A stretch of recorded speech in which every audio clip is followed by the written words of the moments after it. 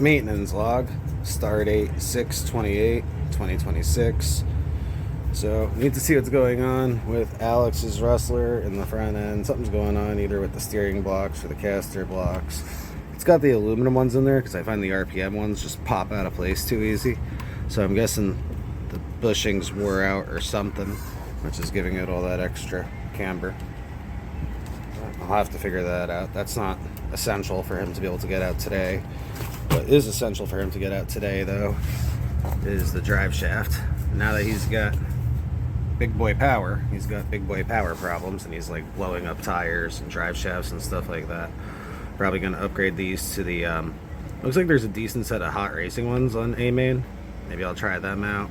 I don't know. I'll figure out what I'm going to put on there, but we'll need something definitely stronger than the stock ones for that. And yeah, like I said, got to figure out what's going on with the steering blocks or the caster blocks. What's up with all that slop up there up front? Get back where you belong. Thank you. And then for this guy, need to replace the bearings here in this bell crank. That's got like a lot of slop. The bearing doesn't seem worn out. It actually seems like it's broken with the amount of slop that's in that bell crank right now. I can't show with one hand. And then I definitely blew out a shock. This feels like it has no oil in it. So do that while the batteries are charging. These guys both need a bath. Really, really bad. Well, got the drive shafts fixed, at least for now. But as you can see, it's pretty worn out. That's not going to last very long. It's all twisted up and everything like that. So maybe this will last them a battery. But definitely need to order something better for there. Up front, just seems like all the aluminum just kind of opened up and wore out, but mainly on the steering blocks. These steering blocks though lasted like 2 years, so I'll probably just upgrade them with the same set. They're really cheap, so it's not worth trying something like boring it out and putting a bushing in there or anything like that to try to save them. Come on, camera, focus. But that's fine for him to run on. So throw this together, hope that holds up. Put it back together. Hopefully you can get a battery in. Then for next weekend we'll have new drive shafts, new blocks. Hopefully this truck will be a little bit more robust with the new upgraded powertrain. Well, that's a sudden unexpected plot twist. These shocks that felt like they had no oil in them are still full. And they had 45 weight oil in it. But the truck feels super loose, like it's got no dampening at all. I don't know. Maybe it got diluted and thinned out somehow, or maybe just the hot weather is making it act thinner. But I was running 45 weight in there, and it feels so loose I might just jump straight to 60. Figuring that out.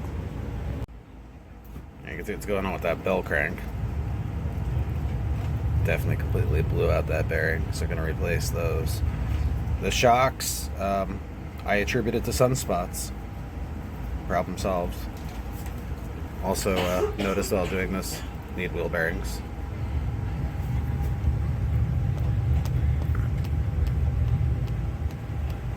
So, did them too. That explains why I had more toe in the rear. This bolt bent, and then that was rubbing on the tire head end was rubbing on the tire. But that would cock the whole thing in, giving it more toe. That's a cheap, easy fix. But I'll tell you though, this truck just needs to do everything at this point. It needs a good washing and a thorough go through. And that explains why I had so much toe out in the front. And that's the thing with these big, heavy 16-pound hogs like this. You make everything strong enough to hold up, and then you start dealing with stuff where like nuts and bolts start breaking. Then you go to bigger size nuts and bolts, and then you don't have enough meat around them, so then you go to bigger parts, and then it's heavier, and then everything gets more strained, and you continue just kind of chasing things like that. So case in point right here, these screws clearly aren't thick enough. They're not hacking it, they're bending if I do hard nose dives or pogo stick landings like have been happening the past few outings. I'd love to drill and tap this out to M4, but then I don't have enough meat on it. So then I would be creating another weak spot. So I'll stick with the bolts being a weak spot for the time being, because that's cheap and easy as opposed to these, which are custom made. I think what the ultimate solution is to get ones that have longer, since they're custom made anyway, make another set or weld on more material to make the arms longer, so that way the steering geometry has more leverage, because the tires have a 6-inch outer diameter, and it's only got that little tiny bit of leverage from, you know, here to here. So that's not too much, which puts a lot of strain. In fact, there's so much strain on all the steering, everything's double shear, and these steering rods are 1/4-inch hardened steel. Well, hardened and tempered. They have a little flex, but not very much. They'll just pretty much spring back, and they need some bends in them in order to clear everything, because it's such a friggin' tight mess down there with just so much going on. All the fellows are ready to fight another day. Like usual lately, these are just quick, dirty repairs to get things going. Alex definitely needs metal drive shaft upgrades. He also still needs steering blocks and caster blocks up front to get rid of that slop, but it'll be fine for the day. The drive shafts probably won't be fine for the day, but he'll at least probably get a battery out of it, or at least a few jumps. This thing still needs wheel bearings and shock rebuilds. Both of them really need to get a good cleaning and run through.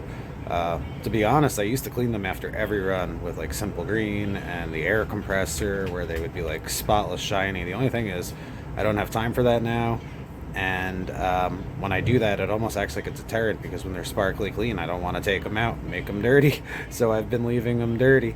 The downside, though, is not only are they dirty, ugly, and gross all the time, you know, the process of cleaning it and going through it while cleaning it, you notice a lot of things before they break, and kind of get that opportunity for the preventative maintenance, which I've been missing lately. But work's just been so crazy. Everything's been like dirty pit style, slap it together, get it out, run it while I can before the sun goes down type of repairs and maintenance lately.